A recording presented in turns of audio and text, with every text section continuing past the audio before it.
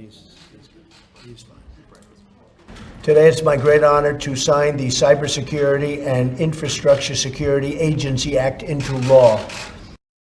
Every day, America's adversaries are testing our cyber defenses. They attempt to gain access to our critical infrastructure, exploit our great companies, and undermine our entire way of life. And we can't let that happen. This vital legislation will establish a new agency within the Department of Homeland Security to lead the federal government's civilian response to these cyber threats against our nation. We've had many, many threats against our nation. Cyber is going to be the newest form, and the threats have taken place, and we've been doing a pretty good in knocking them out, but now this will make us, I think, much more effective. President Donald Trump signed an executive order today aimed at strengthening the U.S. cybersecurity protocol. It's the president's first major action toward what he called a top priority of his administration. The goal is to protect federal networks. It includes new guidelines for centralizing government agencies and establishing a response strategy in the case of a cyber attack. The United States invented the internet, and it's time to maintain our values on it. Recent litigation has exposed the extent to which CISA was colluding with big tech and other private organizations to censor private or protected domestic speech related to elections, COVID-19, and other issues. Congress should not be expanding the authorities for an organization that is using their existing authorities to surveil and censor Americans. One of the most egregious forms of the weaponization that this subcommittee has worked to expose is the coercion of social media companies by the federal government. And we wouldn't know anything that we know today. We wouldn't have learned and had the reports we've had without the work of Matt Taibbi, Michael Schellenberger, Barry Weiss, and other journalists who wrote the Twitter files and first exposed these efforts. Their important work was first made possible because of Elon Musk's purchase of Twitter and his commitment to free speech. The path for getting this information, the path for getting this information out has not been easy. Finding the truth never is. Instead, we were obstructed at almost every turn, and many of the people who sought to help us expose the censorship industrial complex, as Mr. Taibbi and Mr. Schellenberger have, I think, appropriately labeled it, have been targeted. On December 10th of 2022, after the first Twitter files came out, Mr. Musk tweeted that Twitter is, quote, that Twitter is both a social media company and a crime scene.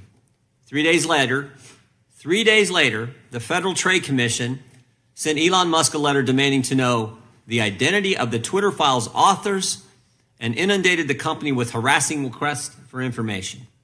Literally 3 days after, named 4 journalists by name. And while Twitter put this information out voluntarily, the other platforms were not as forthcoming.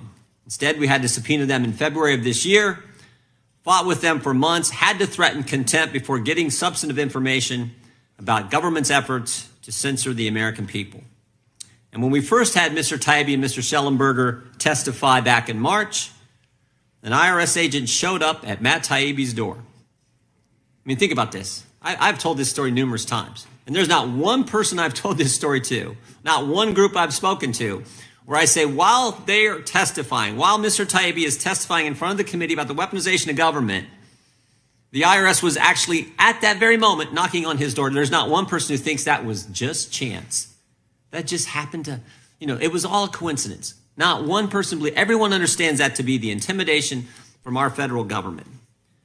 Now, the good news is this led to a sweeping investigation of the IRS's home visits. And the best news is the IRS has said they will no longer be making unannounced visits to American citizens' homes. It's interesting that the commissioner actually said, we are doing this to protect for the security of our agents. Baloney, they're doing it because we caught them. And we made an issue of it, and the American people understand that that is wrong. This subcommittee's work has also included putting out reports showing how CISA went from a cybersecurity agency into the disinformation police, and how the FBI coordinated with a compromised Ukrainian intelligence agency, that actually happened, to censor Americans. We were also able to expose how the other platforms were pressured to change their behavior. Documents we obtained from Facebook show that the company felt threatened by the White House directly and changed its behavior for fear of retribution. And just this morning, we released information showing the same thing happened with YouTube.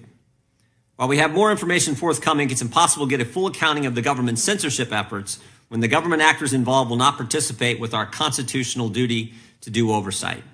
That's why today we are serving subpoenas to former White House employees Rob Flaherty and Andy Slavitt, who have so far refused to sit for interviews despite being directly implicated in emails between the White House and tech companies. 9 months ago, I testified and provided evidence to the subcommittee about the existence of a censorship industrial complex, a network of government agencies, including the Department of Homeland Security, government contractors, and big tech media platforms that conspired to censor ordinary Americans and elected officials alike for holding disfavored views. I regret to inform the subcommittee today that the scope, power, and law-breaking of the censorship industrial complex are even worse than we had realized back in March.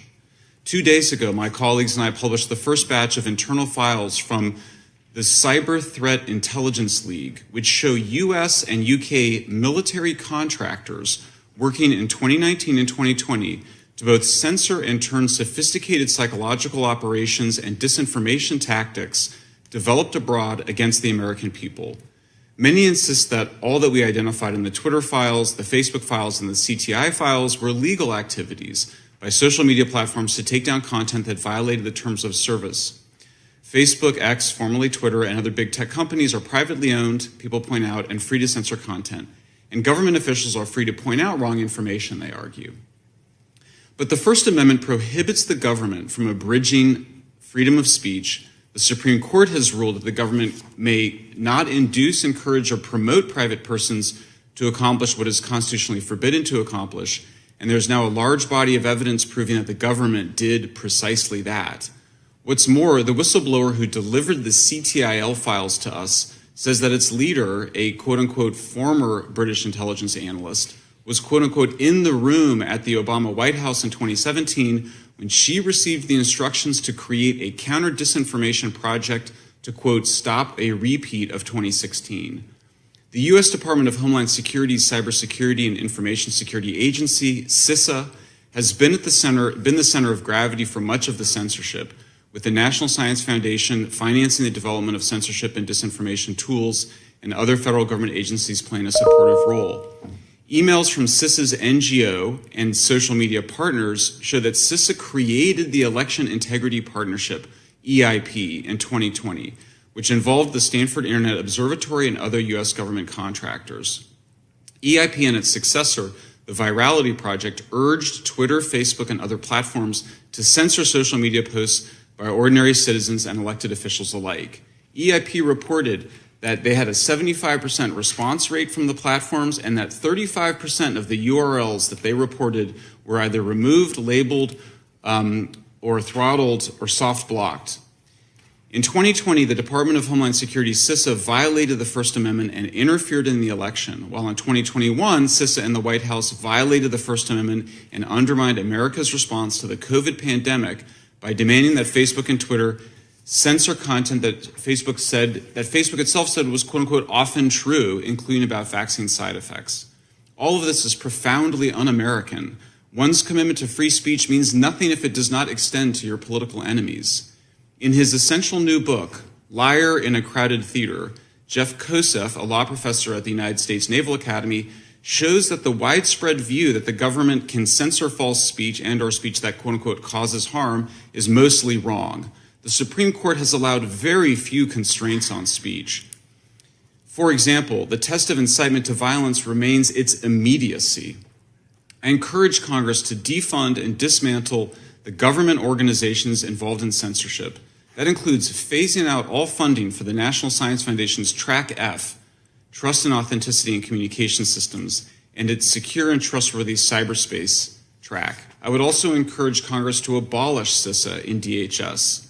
Short of taking those steps, I would encourage significant guardrails and oversight to prevent such censorship from happening again.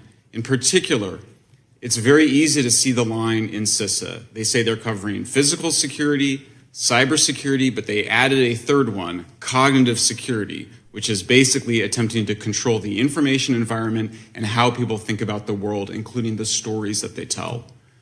Finally, I would encourage Congress to consider making Section 230 liability protections contingent upon social media platforms known in the law as interactive computer services to allow adult users to moderate our own legal content through filters that we choose and whose algorithms are transparent to all of us. I would encourage Congress to prohibit government officials from asking the platforms to remove content which the Supreme Court may or may not rule unconstitutional next year when it decides on the Missouri v. Biden case. Should the court somehow decide that the government requests for censorship are constitutional, then I would urge Congress to require such requests to be reported publicly, instantaneously, so that such censorship demands occur in plain sight.